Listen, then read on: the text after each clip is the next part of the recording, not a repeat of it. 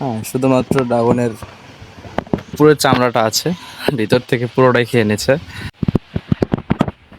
এই যে চাকা নিয়ে চলে আসলাম ড্রাগন ধরতে, ড্রাগনের বাগানে চলে আসলাম ড্রাগন সংগ্রহ করতে। এই যে, যদিও ড্রাগনগুলো সব পাখি খেয়ে নিচ্ছে।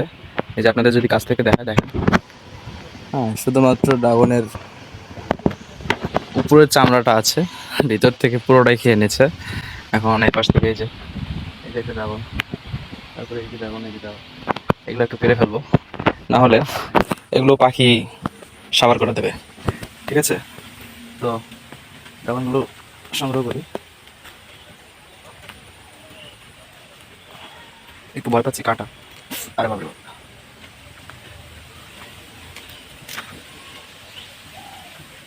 বেশ কয়েকটা কাঁটা হাতে বিঁধল।